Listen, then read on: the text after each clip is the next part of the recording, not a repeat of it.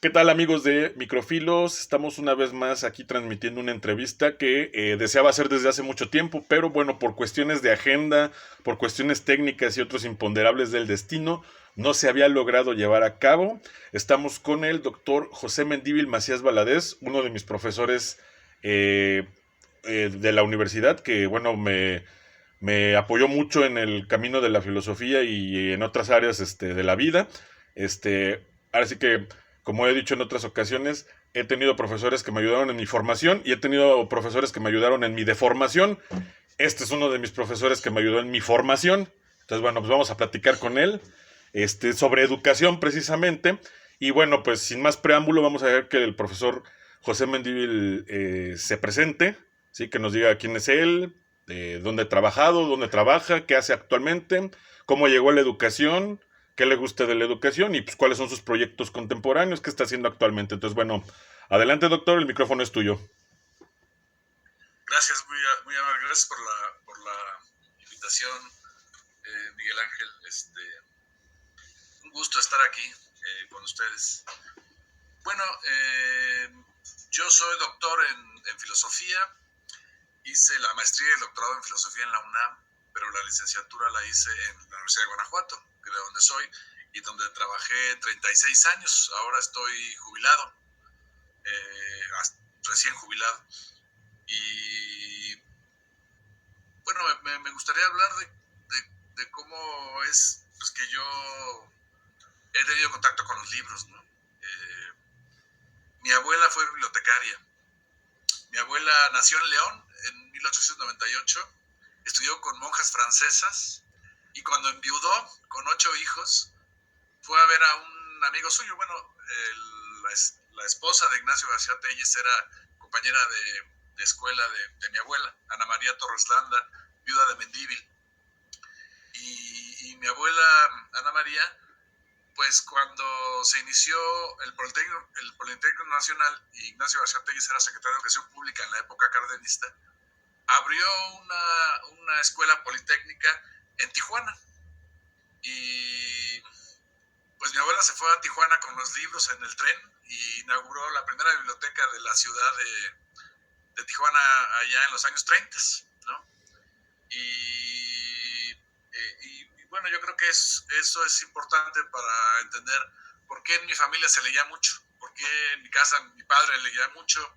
Mi madre también, mi abuelo materno había sido licenciado y tenía una buena biblioteca, pero pues más de cosas de leyes, ¿no? Pero mi abuelo paterno fue periodista, mi padre fue periodista también un tiempo y trabajó un tiempo en gobierno del estado de Guanajuato también. Entonces yo me vine de chico al año y medio aquí a Guanajuato y después me fui a Querétaro, regresé a Tijuana a hacer la prepa y luego regresé aquí y desde entonces permanezco aquí en Guanajuato desde los 18 años que vine a hacer la licenciatura. Uh-huh. Bueno, la hice con mucho esfuerzo porque yo fui estudiante becado. Desde la licenciatura tuve beca y tuve algunos apoyos, ¿no? En la maestría y en el doctorado, sin los cuales pues no podría haber hecho una carrera académica, ¿no? Entonces, pues he sido profesor, pues también de licenciatura, de maestría y de doctorado en filosofía, se llamaba Filosofía y Letras, ahora se llama División de Ciencias Sociales y Humanidades, Departamento De de filosofía. Filosofía. Me tocaron todos esos cambios en esos 36 años que estuve allí. Mis intereses académicos son la filosofía social, ética, filosofía política, feminismo, ecologismo, teorías de la justicia, de la ciudadanía, democracia, derechos humanos, etcétera. Es decir, siempre he trabajado racionalidad práctica, como se le llama también académicamente en valenciana, ¿no? Uh-huh. He sido profesor de esa materia pues toda la vida, ¿no? Pero también he sido profesor, por ejemplo, en la UPN, la unidad 111 que está aquí, en el Departamento de Educación, y EDUC se llamaba, y daba análisis filosófico de la educación en México ahí durante 8 años, por ejemplo, y también en Querétaro, en la maestría de filosofía de allá. Yo empecé como profesor en cursos de verano de la normal superior, aquí en Marfil, ¿no? Y pues me ganaba mi lana en el verano y luego ya no tenía dinero hasta el siguiente. Y también en el prope, en el propedéutico de la Facultad de Derecho, ¿no? De la Universidad de Guanajuato, pues di clases que duraban 6 meses y también luego se acababa la chamba, ¿no? Eso era pues cuando empieza uno a trabajar así, con chambas sueltas y que uno no tiene plaza, ¿no? Y tarda uno en estabilizarse y en obtener una plaza, ¿no? Primero medio tiempo, luego tiempo completo. Bueno, es todo un camino difícil, ¿no? Por otro lado, he sido también activista. Es una persona también que participa políticamente. Yo he sido fundador, pues desde el PSUM, el PMS, el PRD y de Morena también. Y me he salido de todos esos partidos decepcionado de todos ellos, incluido el último que nombré, sí.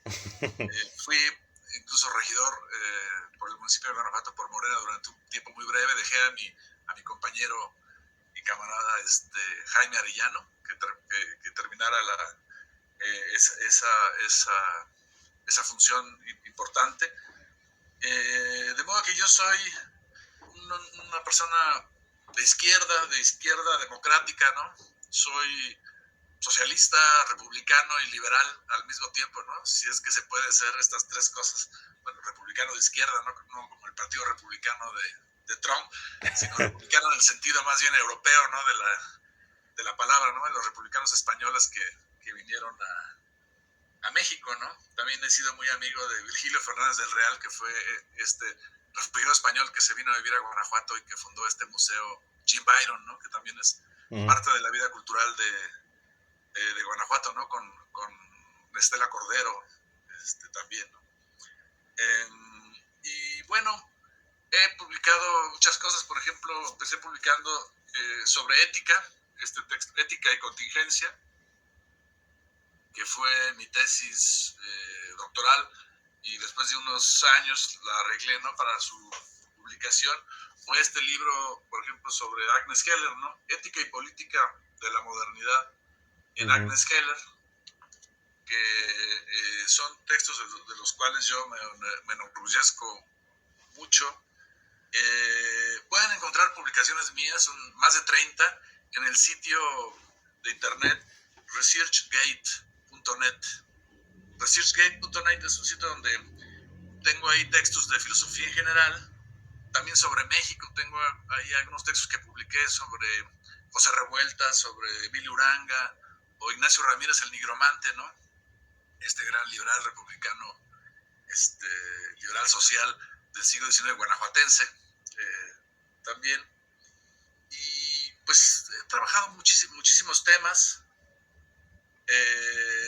Entré en los temas de género, ¿no? Por ejemplo, en este texto, Universidad y Bioética, tengo un texto sobre ética y género en la Universidad de Guanajuato, donde platico ahí muchas de mis aventuras de investigación, pero también de activismo, sobre temas de género. Es decir, en los últimos años me hice amigo de muchas feministas, de modo y trabajé con ellas mucho tiempo, españolas, mexicanas, y a partir de ahí también pues hicimos algunas intervenciones y algunas publicaciones.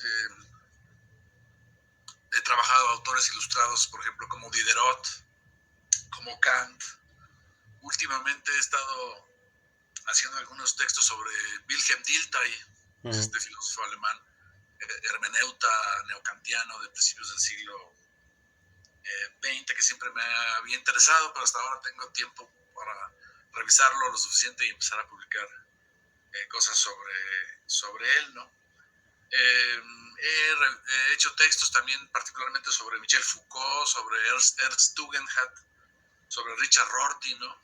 Que son pues un francés, un alemán y un norteamericano, ¿no? Bueno, para mostrar un poco la diversidad de aspectos en los que yo he entrado, ¿no? He hecho también libros así que yo he compilado, como este de Saber, Poder y Subjetividad, Creo que aquí publica también nuestro amigo Miguel Ángel Briseño, ¿no? Sí.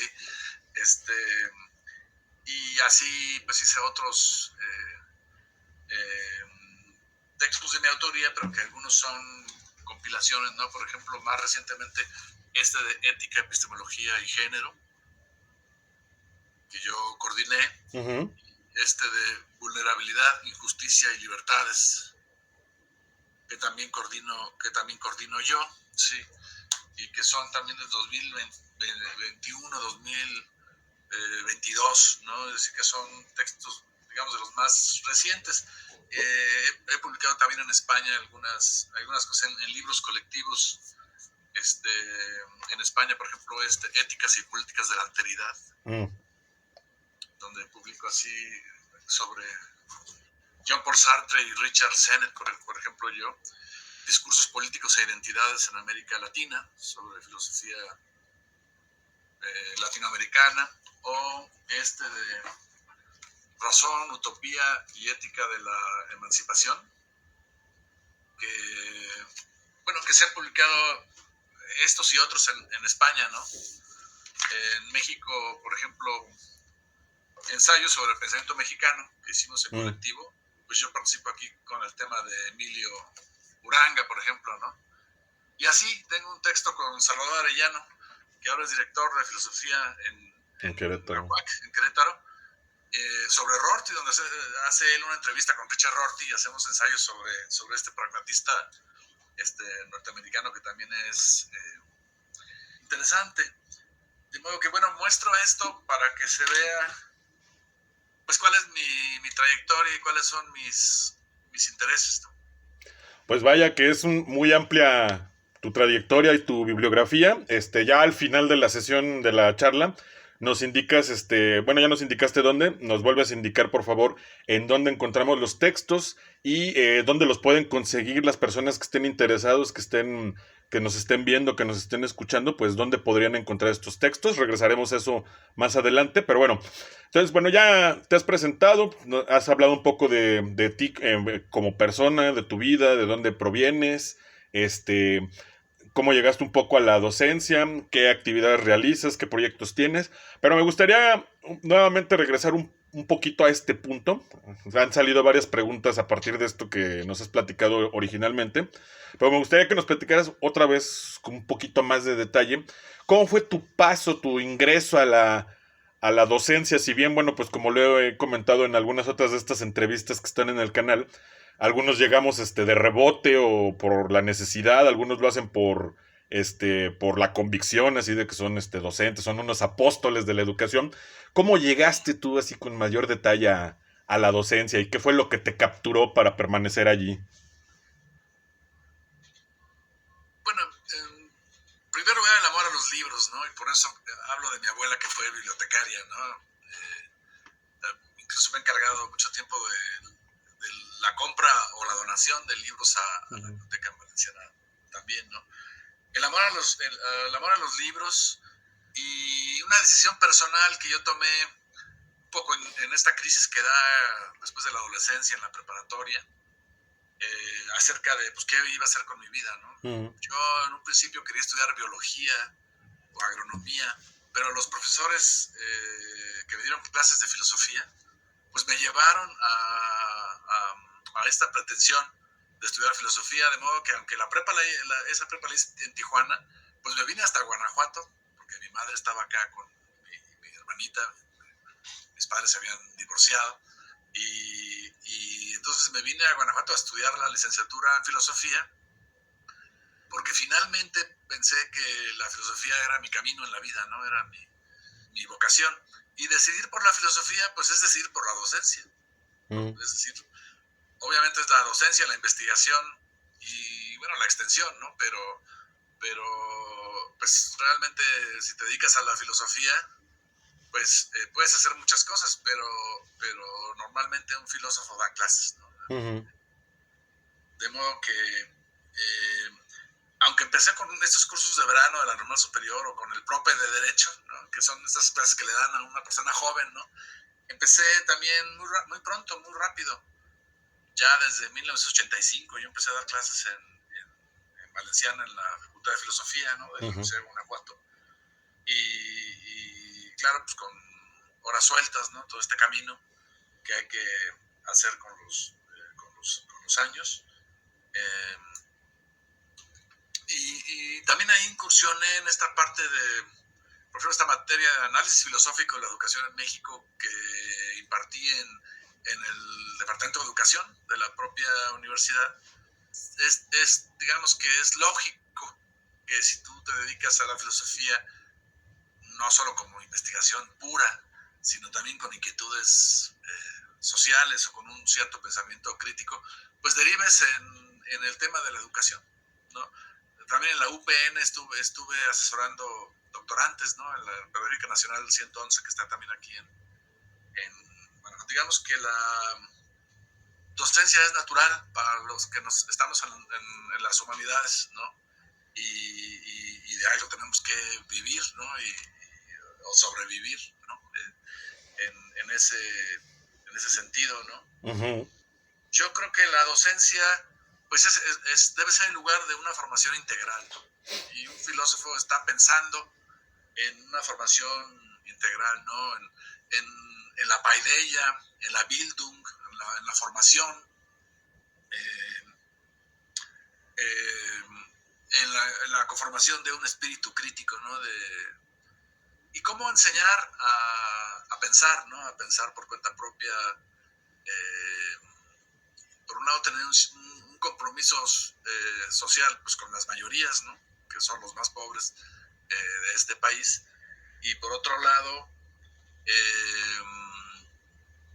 cómo ejercer el pensamiento de manera original, propia, bien informada, con investigación, pues, de alto nivel, que implica interdisciplinaridad y redes internacionales, ¿no? de investigación. Y ese es un reto, pues, en el cual estuvimos ahí metidos todo el tiempo, ¿no? Precisamente haciendo una maestría y luego un doctorado, ¿no? En la Universidad de Guanajuato. Y abriendo espacios, por ejemplo, también regionales, ¿no? A mí me interesa mucho la interrelación con Zacatecas, Aguascalientes, Querétaro, Morelia. Para mí la filosofía debe ser un asunto regional en ese sentido, ¿no? Tenemos una asociación que tiene congresos que ahora en noviembre va a tocar junto con el Congreso Internacional de Filosofía, se llama Red Centro Norte de Filosofía. Y en esa Red Centro Norte, pues yo he participado en todos los congresos, soy fundador y hasta el último que acaba de ser en Nayarit, ¿no? Estuve ahí. Y yo creo que es muy importante el ejercicio de la filosofía en la provincia y evitar este centralismo, ¿no? Tiene uno que trabajar con la gente que está en la Ciudad de México y, por supuesto, trabajar internacionalmente, tener redes internacionales o participar en proyectos internacionales de investigación, pero es muy importante aterrizarlo en lo regional, en lo local, ¿no? Así como es también muy importante hacer algo que tenga un sentido social, ¿no? Y un sentido práctico, por decirlo de otra manera. Ok, muy bien. Entonces, bueno, aquí ya nos platicaste un poco cómo llegaste desde los 80s más o menos a la educación. Pues sí, efectivamente coincido contigo, uno cuando estudia esta carrera, una de las salidas laborales necesariamente va a ser la docencia. No todos estamos facultados para ser buen docente, eso sí, hay que admitirlo. Hay personas que sí tienen la capacidad y, como he dicho, ahora sí que el apostolado de la educación, algunos no estamos tan preparados o tan proclives a eso. A mí en lo particular, por ejemplo, me interesa más la producción de recursos educativos, ¿no? Eso es algo que me llama mucho más la atención. No tanto estar frente a grupos, sino más bien preparar algunos materiales que pueden ser utilizados, ¿no? De hecho, pues, este proyecto de Microfilos es una plataforma de microlearning. Por eso se hacen, aparte de estas entrevistas, videos pequeñitos para que la gente pues pueda revisarlos en su tiempo libre, en su tiempo de ocio y pues, se vaya acercando un poco al pensamiento filosófico.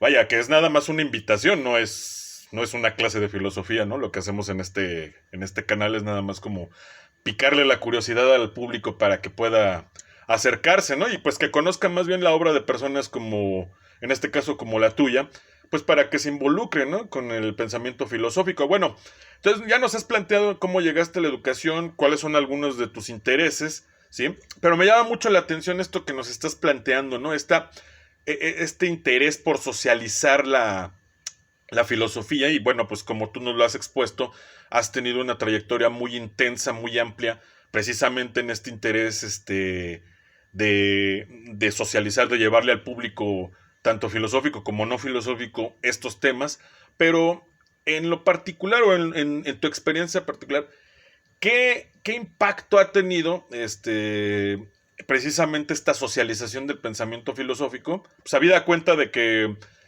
no siempre se logra conectar con el público, ¿no? O sea, yo creo que uno de los grandes problemas, uno de los grandes lastres que tiene la enseñanza de la filosofía actualmente en México es precisamente que parecería que las escuelas de filosofía se encierran dentro pues de sus muros y no tienen mucho contacto con la población ni con la realidad, ¿no? O sea, no están hablando de cuestiones. No digo que sea tu caso. Digo, yo creo que eres una de las personas que más bien ha atendido precisamente a atender estos puentes con el público, pero en tu experiencia precisamente trabajando en la Universidad de Guanajuato, ¿qué opinión has tenido con respecto a esto, no? O sea, ¿el filósofo se encierra en su torre de marfil o por el contrario busca el contacto en la plaza pública? Bueno, el filósofo que quiere se encierra en su torre de marfil. Uh-huh. El filósofo que no quiere estar encerrado en la torre de marfil, pues sale a las calles, ¿no? Y no solamente porque participe personalmente. Uh-huh. Yo sí soy una persona que salgo a las calles y me manifiesto. Este, Acabamos de manifestarnos hace 15 días o 3 semanas por el tema de la contaminación en Guanajuato, ¿no? Este basurero que se quemó y que nos generó tanto problema, pues hicimos una manifestación. Yo estuve allí, ¿no? Con mi esposa, etcétera, ¿no? Como voy los 8 de marzo, aunque van casi puras mujeres, yo voy porque soy feminista, aunque no tenga faldas y tenga barbas, pues tengo derecho a participar el 8 de marzo también, ¿no? Con las mujeres, con mis amigas, ¿no? Sobre todo, que son también activistas, ¿no? Feministas. Y así soy miembro de Greenpeace o coopero con Greenpeace, ¿no? Y en ese sentido yo creo que, bueno, es una obligación de toda persona ser un ciudadano activo, Uh-huh. no solo del filósofo, sino de toda persona. Y el filósofo no tiene el monopolio de la verdad. Uh-huh. Se puede equivocar y se suele equivocar. Y una forma de que el filósofo no se esté equivocando es que esté contrastando sus ideas con la realidad, contrastando permanentemente sus ideas con la realidad, de modo que es un ensayo y error, no puede ser de otra manera, ¿no? Entonces uno entra en cosas y luego dice, no, pues esto no, vamos a otra cosa. Es decir, aquí es muy importante el papel de la sociedad civil, ¿no? De una sociedad civil activa, reflexiva, pero no puede haber una sociedad civil activa, reflexiva, consciente, si no hay una buena educación en el país, ¿no? Si no hay una red educativa que sustente una formación y esas capacidades críticas que se necesitan, ¿no? Además del acceso a tecnologías que hoy son indispensables, ¿no? Etcétera. Pues si no se dan esas condiciones, pues no se puede, ¿no? Pero el filósofo no es un profeta, no tiene por qué dirigir a la sociedad, pero sí es alguien que contribuye.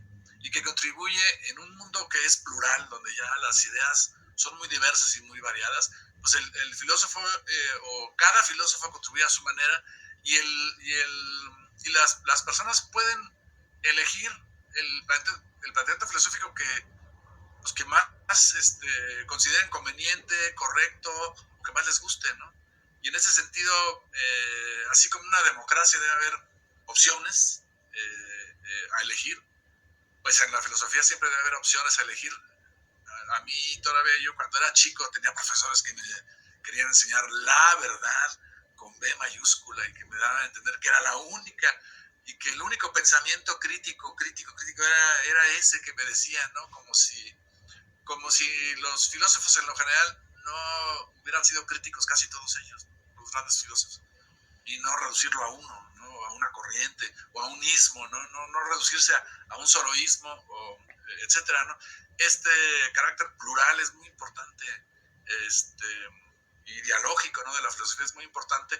Bueno, es muy importante en la filosofía, pero es muy importante en la educación, ¿no? Por ejemplo, la horizontalidad, el diálogo, la apertura al otro, al diferente, ¿no? A la diversidad. Eh, la participación, es decir, hacer que en un grupo o en una actividad educativa estén participando, ¿no? Bueno, estén leyendo, porque la gente está perdiendo los hábitos de lectura, ¿no? Que estén leyendo, estén participando permanentemente, es decir, que el estudiante forme parte de un proyecto que es una comunidad de investigación, en donde todos investigamos y no hay alguien que dice cuál es la neta y alguien que va a escuchar cuál es la neta, ¿no? Cuál es la verdad. No tiene mucho sentido, ¿no? La educación no es adiestramiento, no es instrucción. Antes de la Secretaría de Educación se llamaba Secretaría de Instrucción Pública, en el siglo XIX, pero la educación no es instrucción, es formación. Ahora, formación también es una palabra que ha pasado un poco de moda, ¿no? Como esta otra de Bildung, ¿no? De paideia, ¿no? La paideia griega, como una formación humana, porque ciertos humanismos han pasado de moda, ciertas formas de entender, formas esencialistas y androcéntricas de ver al hombre como especie humana, pues han pasado de moda y se han pluralizado también, de modo que debemos dejar de tener una idea esencialista, ¿no?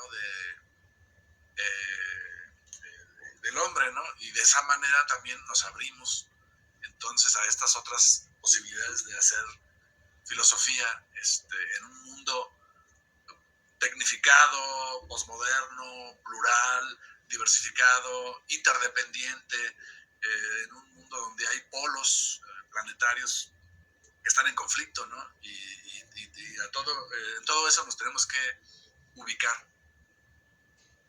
Es muy interesante. Me quedo con esta frase que dices, hay filósofos que sí le entran a a la interrelación con la población, con el público, con la gente.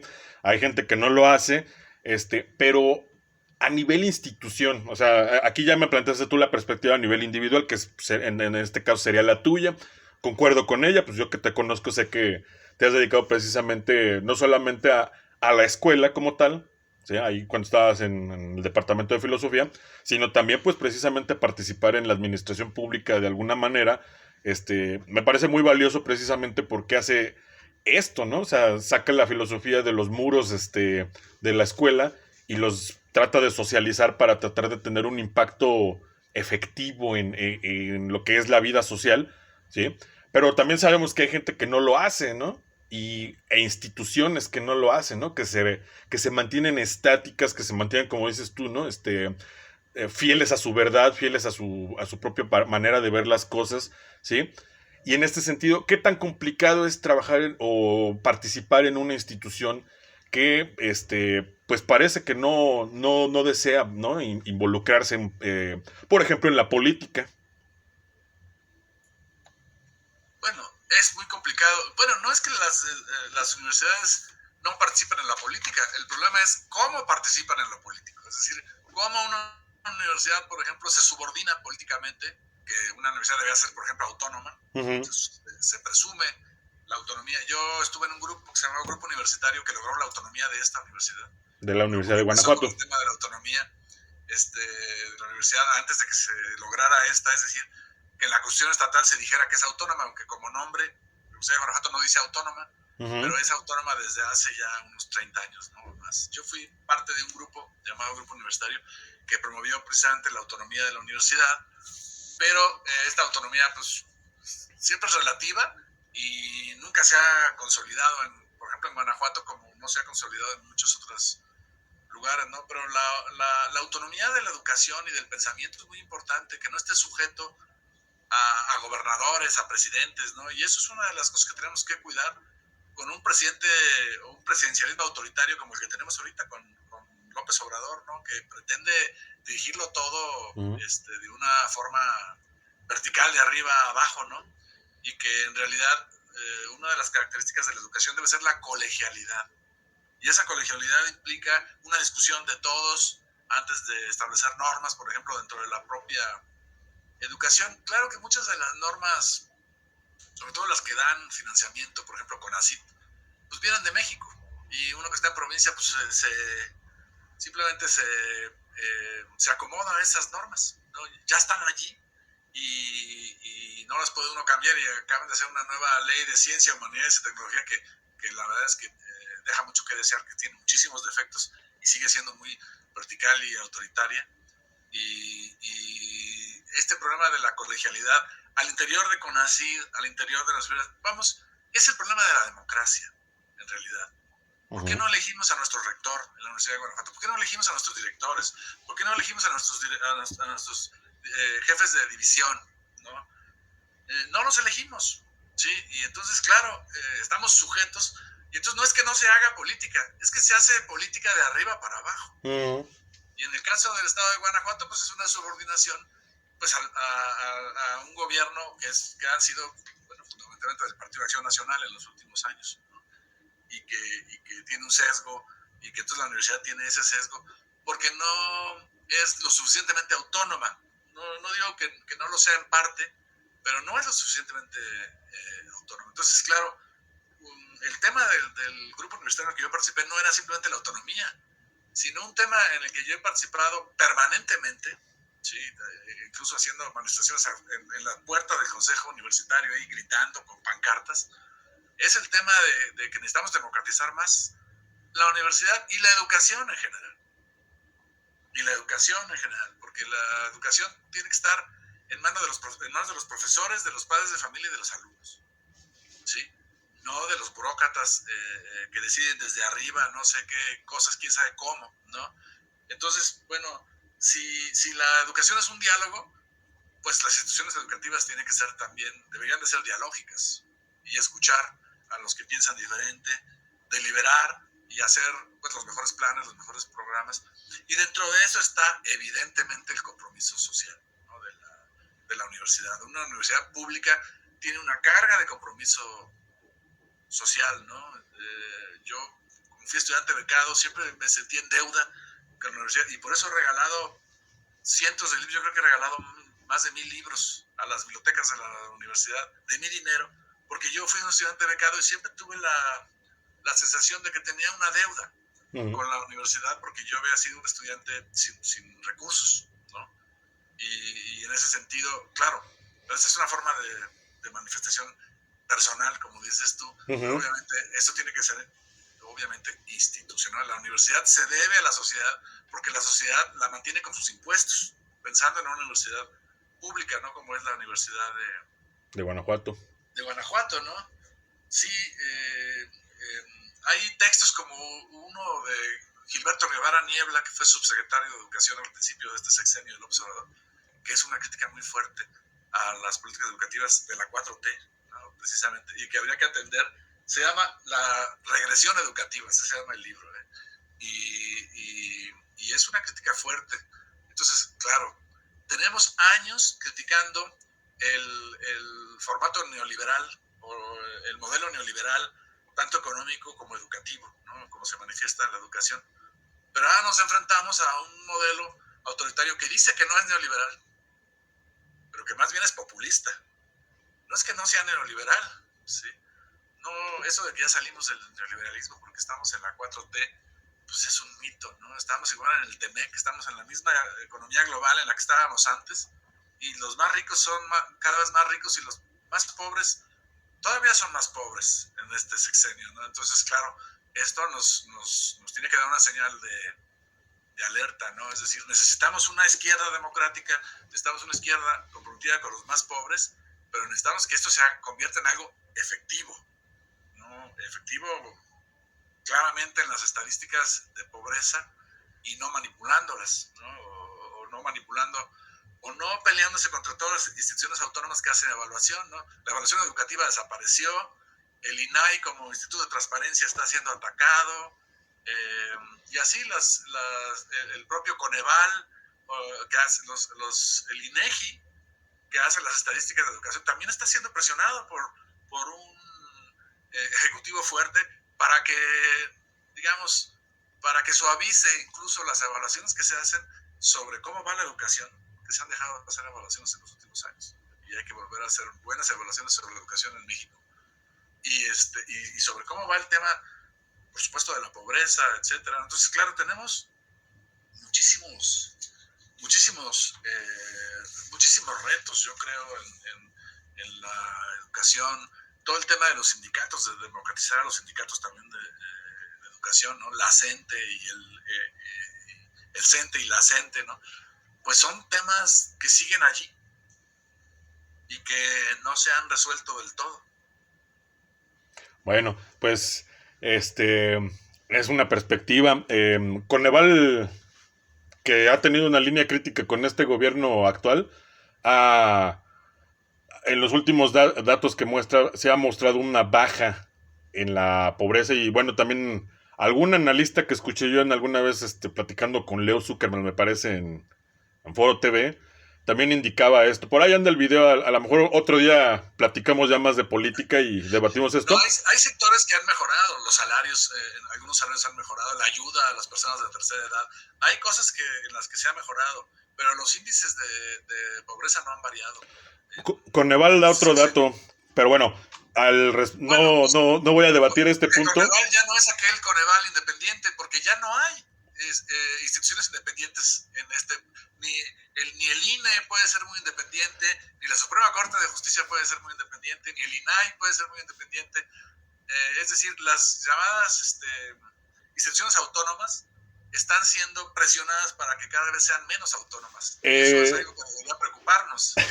Bueno, en mi opinión y por lo que se sabe, no es probable que no sean autónomas en este momento y no lo eran antes, definitivamente. O sea, en los sexenios anteriores tampoco eran autónomas. Pero bueno, nuevamente, al margen de esta situación, mencionaste algo muy importante, ¿no? Con respecto a la burocratización de las universidades, que no es un fenómeno exclusivo de la Universidad de Guanajuato, sino nacional. Nosotros estuvimos, o sea, tú como profesor, yo como estudiante, en el año 2008 hubo una reforma de la Universidad de Guanajuato, donde ilusamente algunos creímos que la burocratización de la universidad iba a disminuir y bueno, no, al contrario, ¿no? Yo en los últimos periodos que estuve en la Universidad de Guanajuato era algo horrendo el hecho de que para sacar una copia había que llevar el oficio con copia para sacar una copia, y si no llevabas la copia no podías sacar la copia, ¿no? Entonces esa burocracia impedía realmente ya hacer cualquier actividad. ¿Qué opinión tienes tú acerca de esta burocratización en las universidades y específicamente en la nuestra? Por eso estoy jubilado, porque soy un hombre libre. Y esas formas de sujeción llegó un momento en que me parecieron insoportables, ¿no? Toda esta parte de la puntitis y el compruébame todo. Ay, sí. Y es parte de una tradición neoliberal demasiado cuantitativa, de evaluaciones demasiado cuantitativas, ¿no? No la calidad de lo que hiciste, sino la cantidad de lo que hiciste, ¿no? En buena medida.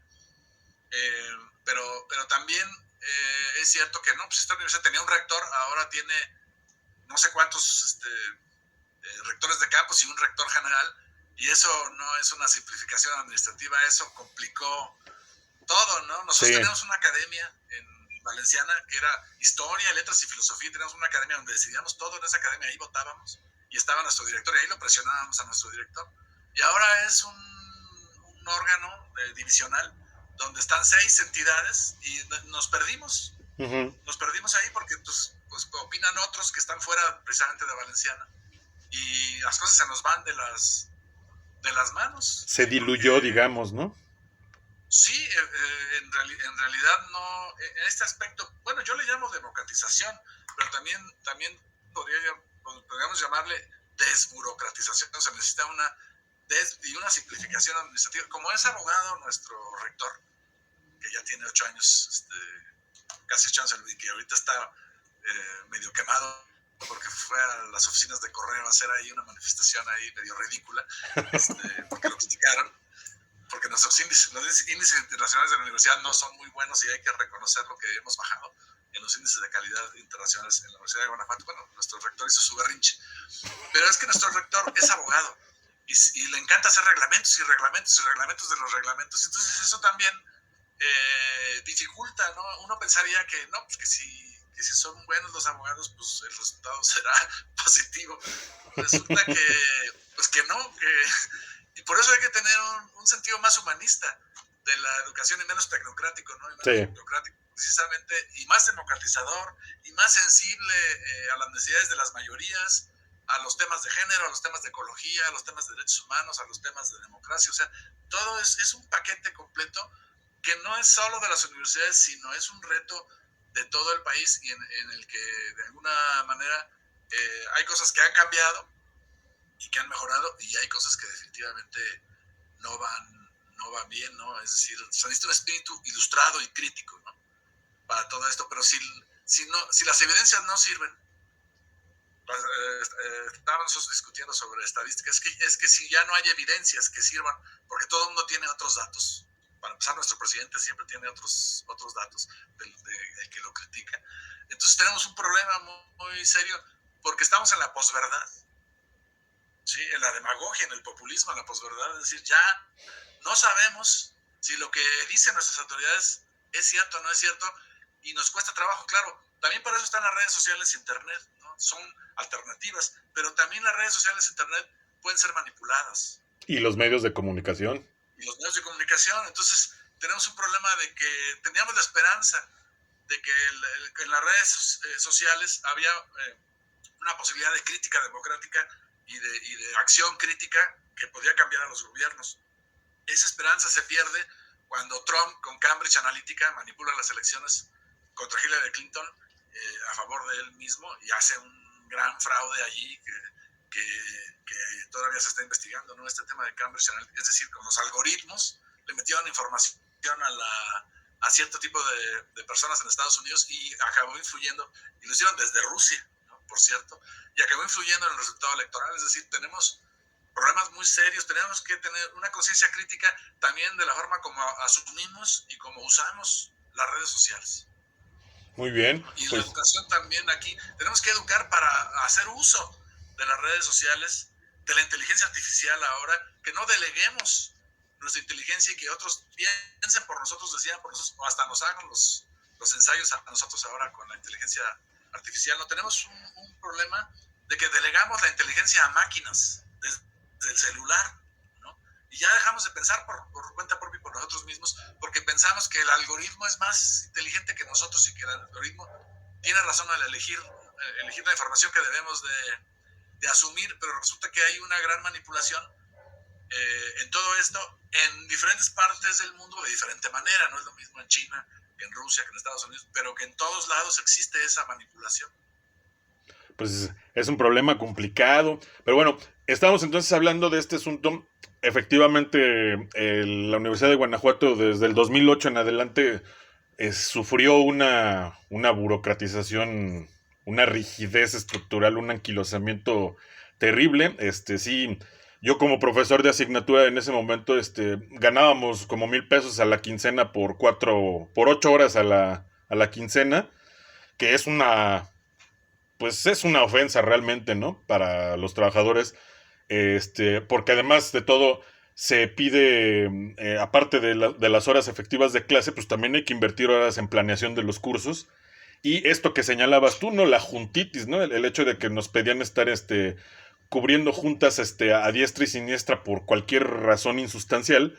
Y, pues para los que teníamos que trabajar en otras instituciones para completar el gasto, realmente no era opción, ¿no? Entonces era complicado ya trabajar en este tipo de instituciones con este perfil así tan burocrático, tan vertical. Sí, algo que también noté yo que le pasó a la Universidad de Guanajuato a partir de 2008 es precisamente que se generó algún tipo de oficina que concentraba el manejo de la información y se verticalizó en la rectoría. De modo tal que, por ejemplo, las publicaciones, los eventos, la generación de cualquier tipo de contenido por parte de los universitarios, ahora tiene que pasar por el filtro de la universidad, de la rectoría, y pues finalmente esto también es una manera de censura, ¿no? ¿Tú qué opinas al respecto? Sí, bueno, claro. Bueno, de control, censura y control. Hay demasiado control. Uh-huh. Efectivamente, la lealtad a la autoridad es lo que hace que puedas tener un puesto. Yo nunca fui director de división, nunca fui, y ni lo pretendí, ni podía hacerlo, porque nunca hubo una persona arriba de mí que pensaría, no, pues que Mendívil va a hacer lo que yo diga. Uh-huh. Podrá decir esto y hacer alaracas y decir que es muy crítico, que la filosofía y que somos antineoliberales, pero obedecen. Finalmente los directores, ¿no? Obedecen. Y entonces pues, todo eso se convierte en nada. Exacto. ¿De qué sirve pensar en Michel Foucault y el poder o en Theodor Adorno si a la larga esto es pura verticalidad y obediencia ciega y grupúsculos, intereses y caciquismos y mafias y algún psicópata por ahí que no te quiere y te quiere chingar todo el tiempo? Entonces, de alguna manera, pues no funciona, ¿no? Pero eso tiene que ver con la estructura de la propia universidad. Sí. No es algo atribuible a las características personales de alguien, sino Exacto, que es el funcionamiento, es así el funcionamiento de la universidad. es algo sistémico, sí, es cierto. Y precisamente relacionado con este sistematizar, y bueno, tú que nos has comentado que también eres pues adherente al movimiento feminista, o sea, que comparte sus principios y sus objetivos. Tú también estuviste, yo ya no pertenecía a la Universidad de Guanajuato para ese año, pero en el 2019 se registró una manifestación masiva global en todos los campus de la universidad por parte de grupos de, no solamente de chicas, sino de chicos, de diferentes orientaciones sexuales, etcétera, que señalaron un gravísimo problema de acoso en la universidad, que inclusive tocó a nuestra división y a nuestro departamento, donde algunos profesores, fueron señalados como acosadores, e incluso en una de sus publicaciones en su muro de Facebook, ¿sí? Lo voy a poner aquí en la pantalla posteriormente, en la edición de aquí de la entrevista. Una egresada del Departamento de Historia inclusive señaló que en un manifiesto que había presentado en Facebook el Departamento de Filosofía, firmaban dos acosadores. No dio nombres, pero ella señalaba que, pues, que era esta la situación y que conocían historias. ¿Tú qué opinión tienes al respecto de esta situación? Bueno, ese es un tema muy complejo, es un tema de todas las universidades de todo el mundo y que se agudizó en Guanajuato. Más bien lo que se agudizó en Guanajuato fue la conciencia crítica Uh-huh. y la conciencia de las mujeres de ya no aceptar este tipo de prácticas de acoso, ¿no? Y claro, llevó una huelga muy importante, ¿no? En donde, bueno, participamos allí, yo simplemente apoyando, ¿no? Y bueno, asistiendo, yendo a las calles, lo que sea necesario, ¿no? Pero sí fue un movimiento muy importante porque puso el dedo en la llaga de cómo la basura se deja simplemente abajo de la alfombra. Uh-huh.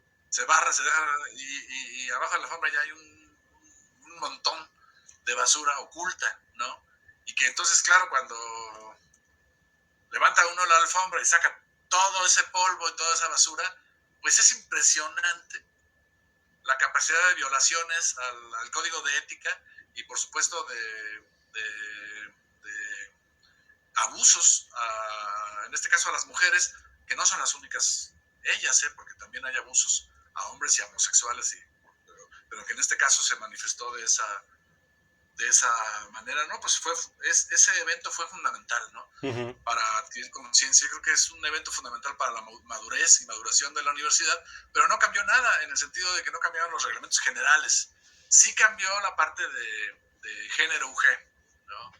De hecho, una estudiante mía que estudió filosofía, Carla Giovanna Núñez, acabó siendo después titular de UGénero, y que es filósofa, que estudió conmigo Paul Ricoeur en la maestría y Albert Camus en la licenciatura, ¿no? Uh-huh. Y bueno, eso habla de los cambios, aunque siempre alguien podrá pensar que los cambios han sido insuficientes. Sí hubo la oportunidad de refrescar muchas cosas a partir de ese movimiento.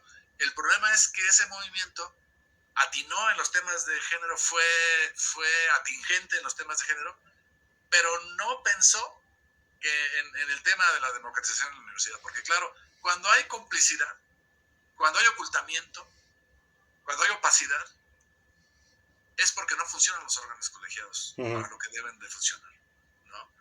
Yo les digo, ¿por qué en Aguascalientes? ¿Por qué en Morelia? ¿Por qué en Querétaro eligen a sus directores y a sus rectores? ¿Por qué nosotros no? Lo dije durante 30 años. ¿Por qué no? Es que es mucha grilla y no sé qué, y se pierde el tiempo y la cuestión académica se distrae. Obviamente puede ser problemático esto, pero es mucho más problemático tener una rectoría que se hace en acuerdo con el gobernador. Y luego una rectoría para abajo, a los cargos que vienen abajo, ¿no? Y no nada más en la rectoría. Yo recuerdo un profesor muy estimado por mí, pero que a final de cuentas también tuvo sus bemoles. En algún momento, no voy a decir su nombre, pero pues sabes de quién estoy hablando. En algún momento lo dijo así claramente, dijo, esto no es una democracia. Pues no lo es.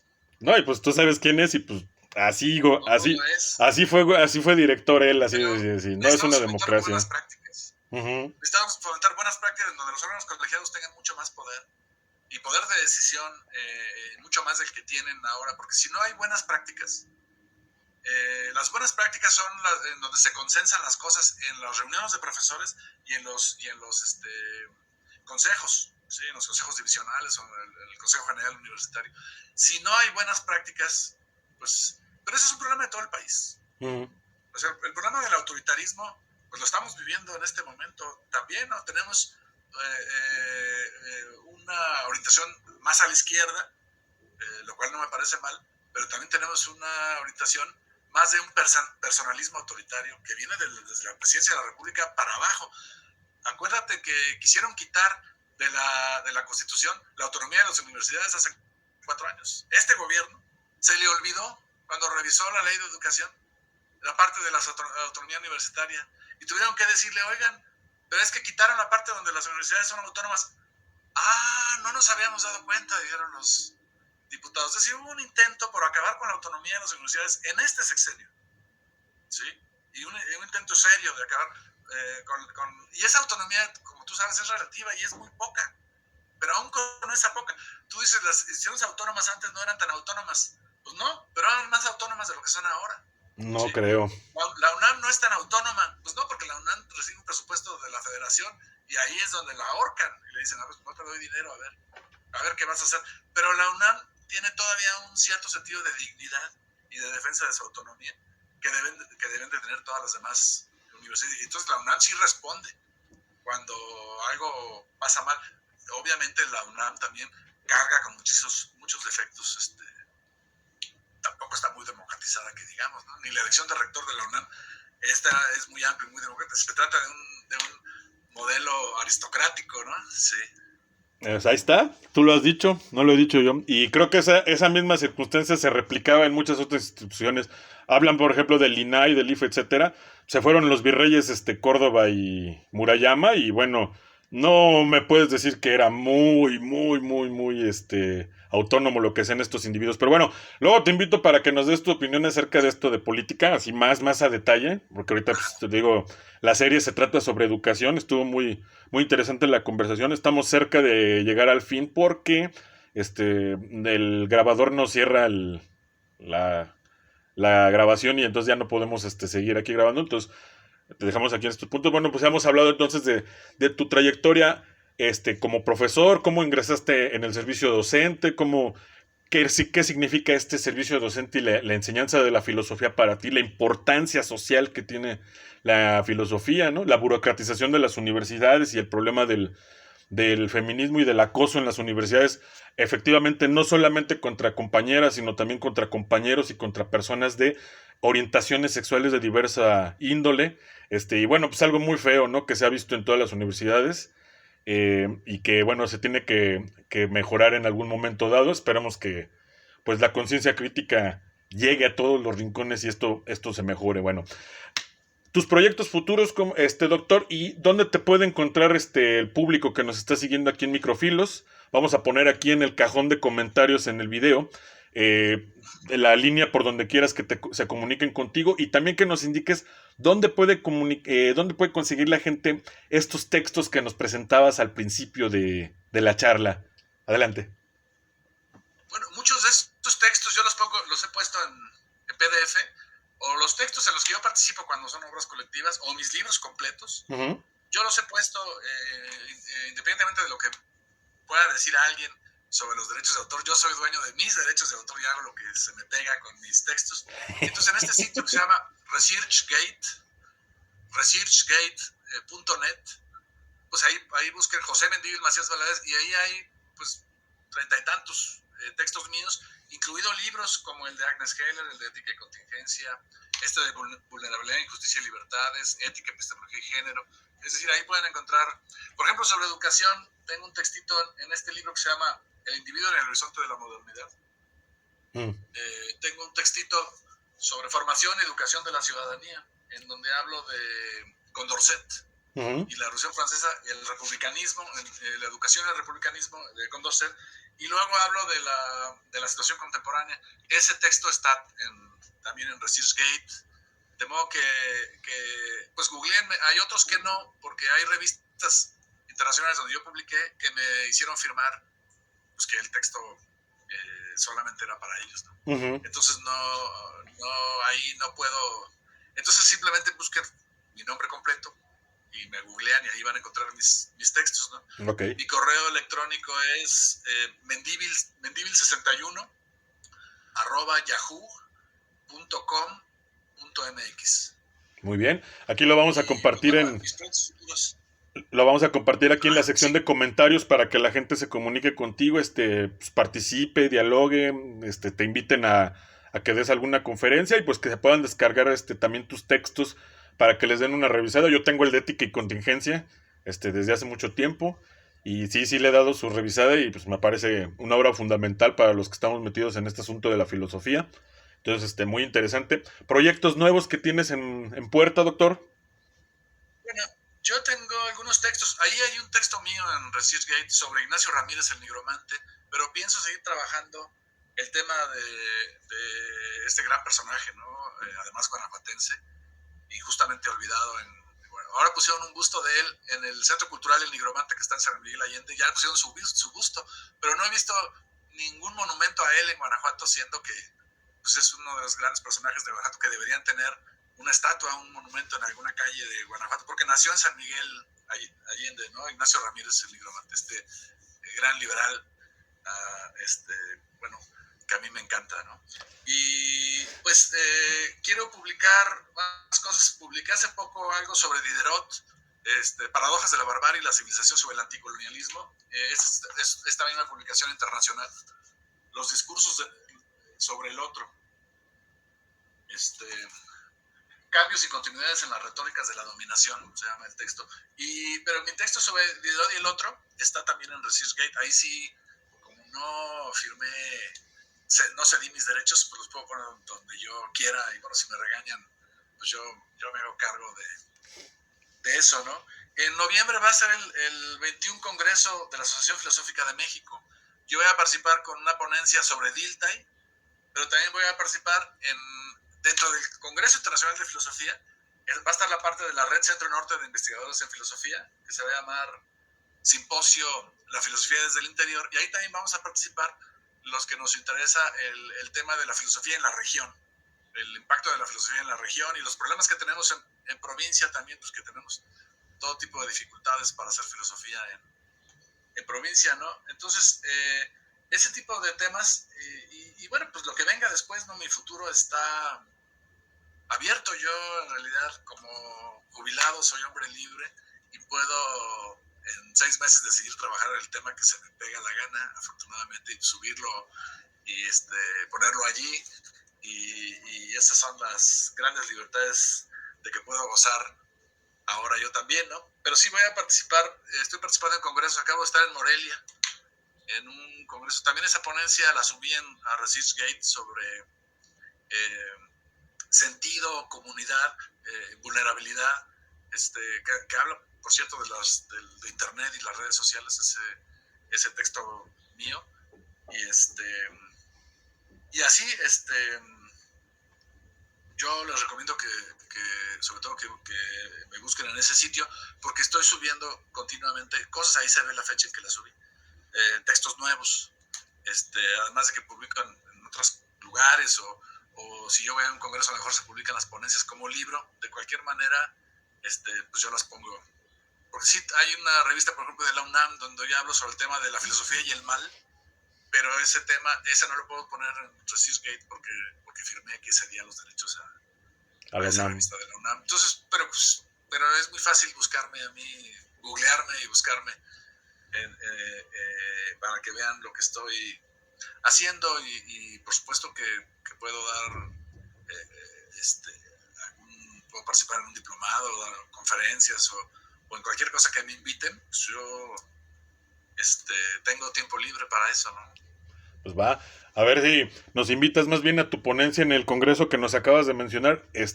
¿Cómo se llama el congreso? ¿Cuándo es y dónde es? Aquí es en Guanajuato. El Congreso Internacional de Filosofía es en Guanajuato, el 21 Congreso de la Asociación Filosófica de México. Y ahí estará mi ponencia sobre Tilta, y pues, en el programa aparecerá. Ahorita apenas no nos han dado la carta de aceptación del Congreso, pero yo supongo que me la darán. Y ahí mismo voy a participar en ese simposio de la filosofía desde el interior. Eso es en noviembre. Acabo de estar en Morelia, otro congreso sobre filosofía y vida cotidiana se llamaba. Y antes estuve en Nayarit, en donde di una conferencia sobre el nigromante, precisamente, en el congreso de la Red Centro Norte. Entonces, pues yo suelo ir a ciertos congresos, ya no a muchos, ya no tengo financiamiento en la universidad para ir a congresos a lugares lejanos, pero en la medida de lo posible asisto a eventos académicos a los que puedo asistir, ¿no? Muy bien, muy bien, muy bien. Bueno, pues entonces agradecemos mucho aquí al doctor José Mendívil Macías, que nos ha ofrecido sus opiniones. Parece que se congeló un poquito aquí la imagen. Nos ha ofrecido su perspectiva, sus ideas, su trayectoria de vida, sus opiniones acerca de la administración actual. Algunas las compartimos, algunas no las compartimos nosotros aquí en Microfilos, pero bueno, pues precisamente de esto se trata la democracia, de que cada quien tenga una opinión al respecto de cómo están funcionando las cosas. Entonces, bueno, le agradecemos. Lo vamos a invitar para que luego platiquemos de este asunto. Vamos a platicar ahora que ya empieza el año electoral de política, y pues vamos a invitar al doctor Mendívil para que nos hable de ello. Espero que esté interesado en participar otra vez con nosotros. Y pues también que nos invite a su ponencia en el Congreso para ir a cubrirlo y a ver qué pasa ahí en este Congreso Internacional que se va a celebrar próximamente aquí en la ciudad de Guanajuato. Bueno, doctor Mendívil, José Mendívil Macías Valadez, muchísimas gracias por tu participación. Sí, te agradecemos mucho que hayas querido participar aquí en Microfilos, y pues como siempre eres bienvenido para platicar aquí con nosotros. Gracias, te deseo lo mejor de tu trayectoria. Tú que fuiste siempre buen colega ahí en Valenciana, pues te deseo lo mejor en todos tus proyectos y sobre todo en este, ¿no? Pues sí, ¿no? Precisamente hablando de esto que hablamos de socializar el pensamiento filosófico, pues esta pequeña iniciativa que es Microfilos, pues tiene esa intención, ¿no? De llevar el pensamiento filosófico a la comunidad, sobre todo a la comunidad no filosófica, pero que tiene interés en estos temas. Muchas gracias, doctor. Gracias, hasta luego. Sale pues.